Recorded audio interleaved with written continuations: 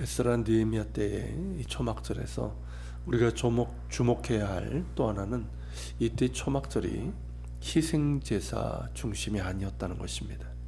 초막절을 비롯해서 3대 절기에는 양과 소 등의 희생제물을 하나님께 드렸고, 솔로몬이 성전 봉헌을 할 때도 초막절이었는데 얼마나 많은 희생제물을 드렸는지 성경을 통해서 보게 됩니다. 바벨론에서 귀환하여 성전을 재건한 후에도 적지 않은 희생제물을 드렸습니다. 그런데 이때 초막절에는 희생제사에 대한 기록이 없습니다. 물론 성전에서는 희생제물과 감사의 제물을 하나님께 드렸겠지요. 성경에 기록된 대로 구별하여 정결하고 흠없는 희생제물을 속죄제와 감사제로 하나님께 드렸을 겁니다. 하지만 이때의 초막절의 중심은 희생제사가 아니라 말씀이었습니다. 18절에서 보는 것처럼 에스라는 초막절 첫날부터 끝날까지 날마다 하나님의 율법책을 낭독했고, 백성은 귀 기울여 들었습니다. 이렇게 이래 동안 초막절을 지키고 8째 날에 규례를 따라 성회를 열었습니다. 8째 날의 성회는 하나님께서 우리에게 주신 말씀으로 인하여 감사하는 그런 모임입니다. 생명의 말씀, 진리의 말씀을 주신 하나님께 감사하며 더욱 말씀을 사랑하며 그 말씀에 귀를 기울이며 순종할 것을 다짐하는 날이라고 할 수 있습니다. 지금도 유대인들은 초막절이 끝나고 그 다음 날 심카 토라라고 그렇게 부르는데, 우리말로 토라의 기쁨을 뜻합니다. 유대교 회당에서는 매 안식일마다 정해진 분량의 토라를, 이 오경이죠, 모세오경을 읽는데 이날 일독을 마치고 새롭게 시작하게 됩니다. 그래서 이날 토라 두루마리를 꺼내서 원을 그리면서 돌고 또 말씀을 주신 하나님께 감사하며 한 해 동안 성공적으로 이 토라를 일독한 것을 기뻐하는 예식과 잔치를 갖습니다. 아마도 에스라 느헤미야 때에 있었던 이 일이 그 기원이 된 것 같습니다. 이 모습을 보면서 생각하게 되는 것은 우리의 신앙의 중심이 말씀이어야 한다는 것입니다. 이스라엘 역사를 보면 성전과 성전에서의 희생제사는 중요하지만 그 제사가 크고 화려해질수록 점점 제사의 이 본질적인 의미를 잃어가고 형식화되고 종교화되고 결국 부패하게 되는 것을 보게 됩니다. 하나님께 대한 진실된 경외도, 말씀에 대한 올바른 순종도 없이 겉으로 보이는 성전 건물과 종교 행위에만 관심을 가졌습니다. 결국 어떻게 됩니까? 바알 종교 등 우상 숭배 요소까지 들어와 이른바 혼합 종교의 타락으로 이어지게 되고, 또 성전 건물을 하나의 우상시하는 그런 풍조가 생기게 되죠. 하나님을 예배한다고 말하지만 실상은 음란한 우상 숭배에 불과했고 그저 자신들의 욕심과 자기 의로 가득한 탐욕의 제사요, 거짓의 제사가 되었습니다. 사무엘상 15장에 보면 이런 말씀이 나옵니다. 사무엘이 이르되 여호와께서 번제와 다른 제사를 그의 목소리를 청종하는 것을 좋아하심과 같이 좋아하시겠나이까. 순종이 제사보다 낫고 듣는 것이 순양의 기름보다 나으니 이는 거역하는 것은 점치는 죄와 같고 완고한 것은 사신 우상에게 절하는 죄와 같음이라. 선지자 사무엘이 하나님의 말씀에 순종하지 않고 거역한 사울에게 한 말입니다. 하나님은 우리가 하나님의 말씀을 듣는 걸 원하시고 우리의 순결한 순종을 원하십니다. 아무리 화려하고 큰 제사를 드린다 할지라도 거기에 하나님의 말씀을 귀 기울여 듣고 순종하는 마음과 삶이 없다면 그것은 하나님을 기쁘시게 하지 못합니다. 그런 제사를 드리고 자신은 흡족하게 여기고 하나님도 그러할 것이라고 생각할지 모르겠지만 말씀에 대한 들음과 순종이 없다면 그것은 점치는 죄와 같고 죽은 우상에게 절하는 죄와 같다고 하십니다. 안타깝게도 이스라엘은 사울의 길을 걸었습니다.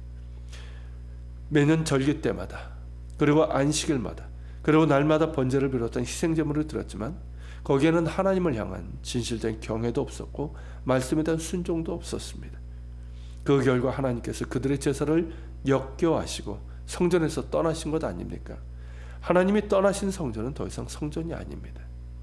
결국에는 이방인의 손에 성전이 무너졌는데 이는 그들의 위선적이고 우상 숭배적이고 형식에 지나지 않는 제사 행위를 하나님께서 거절하시고 노여워하셨기 때문입니다.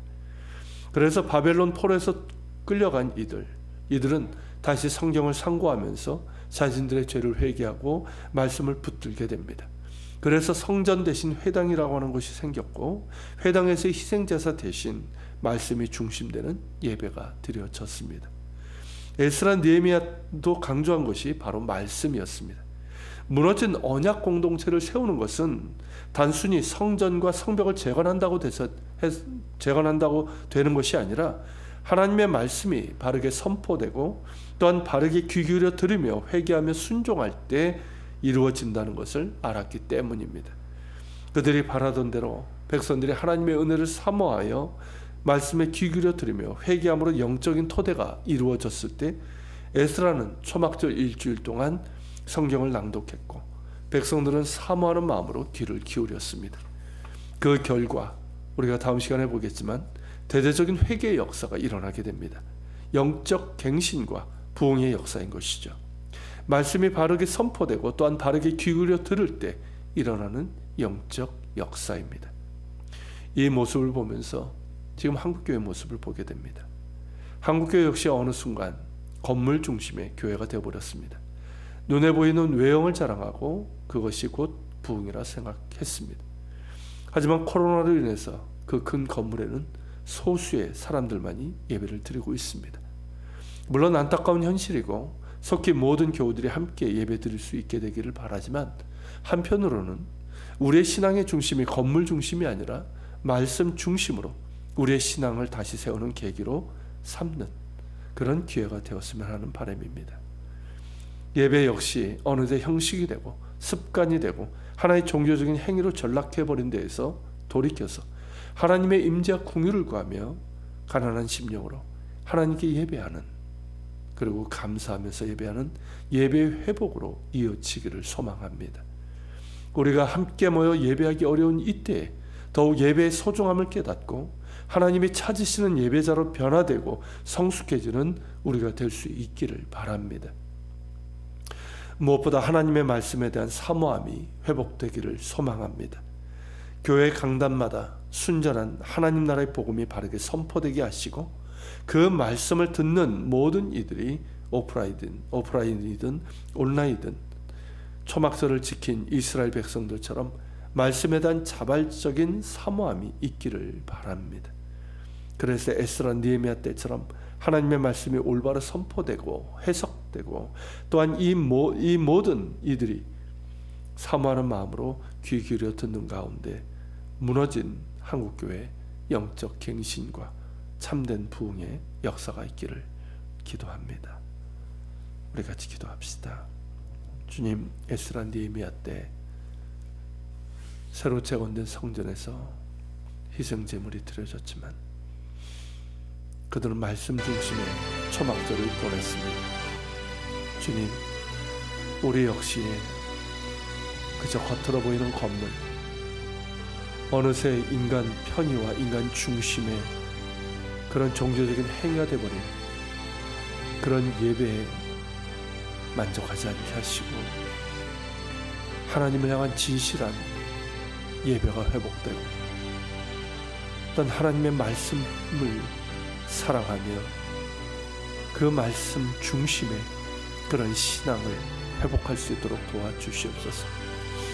강단마다 순전한 하나님 나라의 복음이 바르게 선포되게 하시고 또한 듣는 이들이 말씀을 사모함으로 귀 기울여 듣고 그 말씀대로 살고자 하는 순종의 결단과 실제적인 삶의 열매가 있을 수 있도록 주님, 우리를 긍휼히 여기시고 우리가 그런 변화를 통해서 참된 영적 갱신과 부흥이 한국교회 가운데 일어날 수 있도록, 또한 우리 가운데 일어날 수 있도록 은총을 내려 주시옵소서.